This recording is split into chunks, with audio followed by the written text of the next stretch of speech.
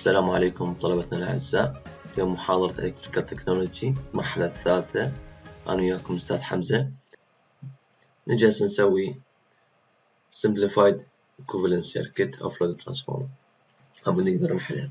أول شي نلاحظه بهاي ال Simplified شغلة كلش مهمة، إنه إحنا حولنا هاي الدائرة كانت هنا بعد ال R1 وال X1 حولناها إلى قبلها. ليش؟ لأنه ال I/O كلش قيمته صغيرة بالنسبة لل I1، فإذا كانت هي هنا وراها فكانت ال R عبارة يطب بيها تيارين، تيار ال I1 اللي هو كامل عبارة عن ال I/O زائد ال I2 داش زائد ال I2 داش، بس ال I/O كلش صغيرة، قيمتها كلش صغيرة، فحولناها إلى قبل ال R1 وال X1 على مود نسهل حساباتنا. فممكن نهمل التغيير بسيط، يعني احنا مجرد بهالحركة سوينا مو كان ما نقول ال R1 عبارة عن ال I1 في ال R1 يطلع لنا الفولتية الدروب مالتها مثل ما مذكور هنا فولتج دروب. لو نشيله مثلا نقول هذا 10 أمبير، هذا يطلع بالملي أمبير، فالفرق كلش قليل. يعني مو كان ما كان نقول الدروب نقول 2 فولت راح يصير 1.9، فذلك ممكن نهمله ونحوله على الجهة أو نسهل حساباتنا. وراها شو نسوي؟ وراها نجي بكل بساطة نحول مثل ما قلنا باستخدام الثابت التحويل كي، نجيب ال X ال 2 وال R2 نحول جهة البرايمري. هسه هذا كله جهة البرايمري. زين أستاذ بعد شو نحول ال V2 ونحول الزد لود، كلنا نحول. بعد ما عندنا هنا سكندري. يجي يقول لي واحد أستاذ زين ال E1 وين صارت؟ ال E1 هنا محتفظة بمكانها. إذا هاي الجهة لو نجي نشوف هاي الجهة أصلا كانت برايمري، ما عندنا مشكلة بيها. بدل ما نحط هنا الكويل ونروح على السكندري، جينا حولناها كلها للبرايمري. فهاي الإي 1 وجدنا كل هندني جماعة السكندري صارت هم برايمري، بعد ماكو محولة بالنص، بعد هنا ماكو كويل للتحويل، فصارت كلها برايمري. شلون حولناها برايمري؟ مثل ما حكينا قبل شوي شلون نحول، إنه ال R2 راح يصير R2 داش، ال X2 راح يصير X2 داش، وطبعا ال I2 هاي هنا ما يبين، ال I2 راح يصير I2 داش هاي هنا، والزد لود راح يصير زد لود داش، والV2 يصير V2 داش. شلون حولناها إلى داش؟ قسمناها الفولتية، قسمناها على كي، طبعا مو كي تربيع. الزد نقسم على كي تربيع، الإكس نقسم على كي تربيع، والR2 نقسم على كي تربيع، الآي عكسهم عكس الفولتية فينضرب في كي. وراها بهالحالة سوينا احنا استفادينا شغلتين. أول شي من حولناها للبرايمري، صعدنا المقاومات والمحثات، والشغلة الثانية إنه حولنا ذني اللوسجات هنا بالنص، حولناها للبداية. فهسه كلهن توالي، من صار كلهن توالي ماكو مانع إنه أجمع الآرين وأجمع الإكسين. من جمعتن صار عندي هنا آرين وإكسين، ومثل ما قلنا قبل شوية هنا نكتب عليه الآر توتال شنو؟ R over all 1. ليش 1؟ لأنه أنا كنت حولتن للبرايمري، فصارنا R توتال والإكس توتال. نجي نباوع هاي التحويلات، حولناها كلها كتبت لكم إياها هنا، والزد توتال كتبت لكم إياه. نجي هسه أرسم الفيزر دايجرام لهاي الدائرة. حطيت لكم هاي الدائرة هنا لي فوق، الفيزر دايجرام جوا، عمود نقدر نتبع خطوة خطوة.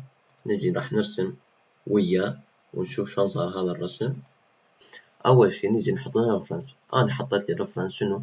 ال V2 داش. نجي هاي ال V2 داش نرسمها بالإكس إكسس، رسمنا ال V2 داش. زين، ورا ما رسمت ال V2 داش على قيمته ايش قد هي كم فولت رسمناها. بعد احنا ما عندنا شيء اسمه V2 ولا I2، لأن احنا كنا هسه شنو بدنا نحكي؟ كل حولناه للبرايمري. نجي بما ان احنا هسه بدينا بالفي، راح نكمل الفيات.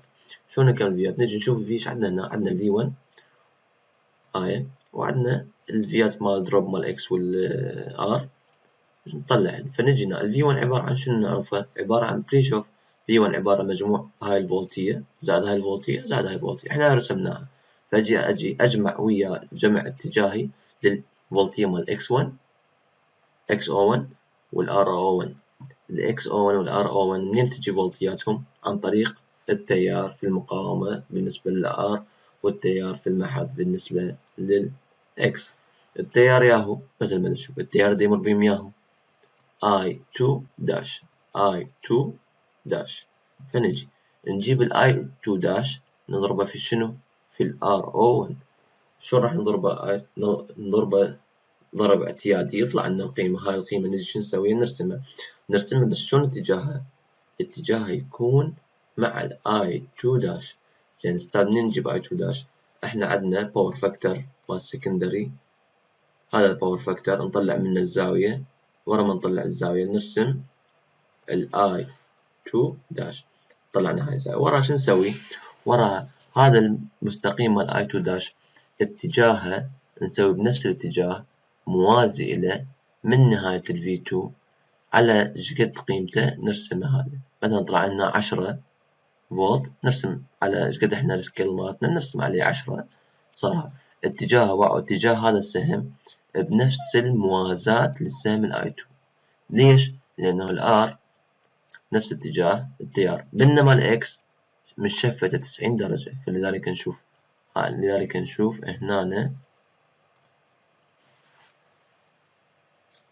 هنا هاي هنا زاوية 90 درجة. زين ورا ما رسمنا الار راح نرسم الاكس. نجي قبل نحسب 90 درجة ونمشي على شكل الفاليو مالت القيمة نرسمها. ورا ما رسمناها نجي نشوف احنا رسمنا ال V2 داش وال R1 الفولتية مالته وال X1، رسمنا هذا وهذا وهذا، بدن يكون شي يساوون V1، فلذلك ال V1 عبارة شنو؟ مجموع من نجمع اتجاهات معنا شنو؟ من بداية أول نقطة إلى نهاية آخر نقطة نرسم خط عدل. إذا هاي ال V1 خلصنا. بقى عندنا شنو هسه؟ التيارات. نجي التيارات، أبدي من التيارات القصيرة اللي هو شنو؟ ال IM وال IW. ال IW دائما احنا اتفقنا وقلنا انه اتجاهها يكون نفس اتجاه ال V1، هذا ال V1 نفس اتجاهه، جيت قيمته ارسمه على قيمته مثل ما راح نشوف بالأسئلة، قيمته جيت نرسمه عليه. زين ال IM شو يكون؟ 90 درجة لاجينج، فرسمت ال IM هنا. زين مجموع ال IW وال IM شنو؟ أسوي خط متقطع هيجي وخط متقطع هيجي على قيمته، راح يطلع لنا ال IO. إذا طلعنا التيار ال IO. تيار ال IO عدنا، وعدنا شنو وراها؟ نجمعه ويا شنو؟ ويا ال I2 داش، حاول يطلع لنا شنو؟ ال I1. أجي ال I2 داش رسمته، فأجي أسوي خط متقطع مثل ما نشوف هنا، أسقطه من هاي القيمة أجيبه هنا أسقطه، وال IO أجي أسقطه، طلع لنا المجموع مالتهن ال I1 وخلص الرسم.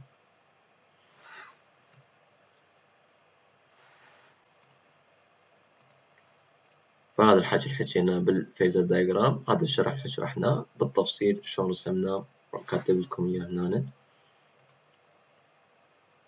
نجي هسه نسوي نفس العملية بس نحولهن للسكندري، يعني نفس العملية بس مو كان ما نحولهن كل البرايمري نحول للسكندري. نجي نشوف نفس العملية بس شنو؟